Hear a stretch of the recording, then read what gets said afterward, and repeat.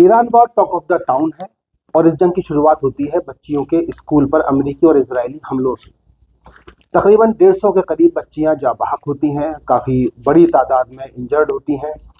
अब इस सब में एक नाम का याद आना नेचुरल है, वो नाम है मलाला यूसुफजई, जो अलंबरदार बनती हैं बच्चियों की तालीम की, बच्चियों की आज़ादी की, right to women, right to education, और उनकी वो मशहूर speech one pen one dream one soul.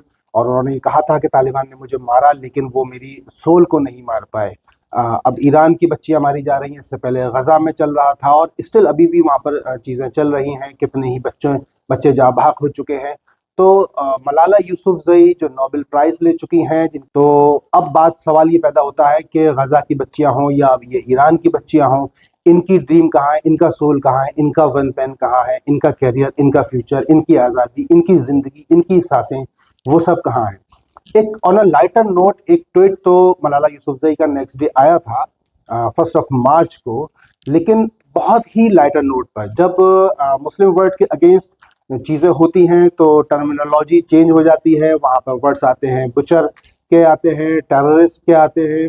लेकिन जब हमने 1 मार्च का जब हम ट्वीट देखते हैं मलाला यूसुफजई का, तो वहाँ ये सारे वर्ड्स बिल्कुल गायब हैं। सिंपल, बहुत ही एक लाइटर नोट पर बस खाली इस वायलेंस को कंडेम करते हुए वो बचकर निकल गई हैं।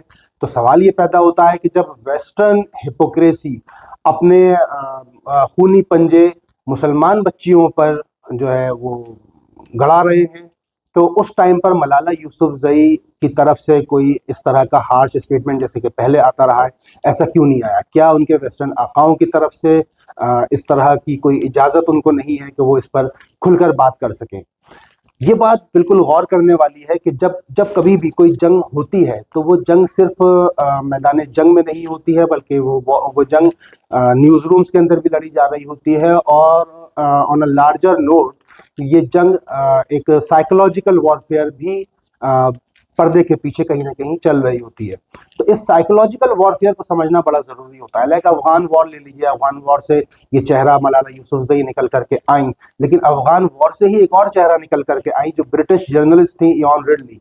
लेकिन talk of the town Malala Yousafzai हुई क्योंकि वो एक स्पोक्स पर्सन बन गई वेस्टर्न वर्ल्ड के लिए, कमिंग फ्रॉम मुस्लिम वर्ल्ड, तो इसलिए उनको ज़्यादा स्पेस मिला। जबकि इसी के बरक्स अगर हम देखें तो ब्रिटिश जर्नलिस्ट जो इयान रिडली हैं, वो ब्रिटेन की थी, नॉन मुस्लिम थी, और वो अफगानिस्तान में गई और जाने के बाद जो भी उनके एक्सपीरियंसेस हुए, वो आने के बाद जो उन्होंने शेयर किए, वो टॉक ऑफ द टाउन कभी भी नहीं हुआ, क्योंकि उससे वेस्टर्न हिपोक्रेसी एक्सपोज होती है और उनके प्रोपेगेंडा को नुकसान पहुंचता है।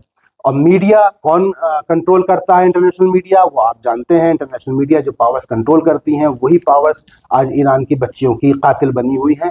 तो मेरे ख्याल से, और ऐसे टाइम पर ये देखा गया है कि मुस्लिम वर्ल्ड के अंदर भी सो कॉल्ड कह लीजिए या कह लीजिए कि सेल्फ प्रोक्लेम्ड इंटेलेक्चुअल्स निकल करके आ जाते हैं in the name of right to speech और वुमेन राइट्स वगैरह वगैरह।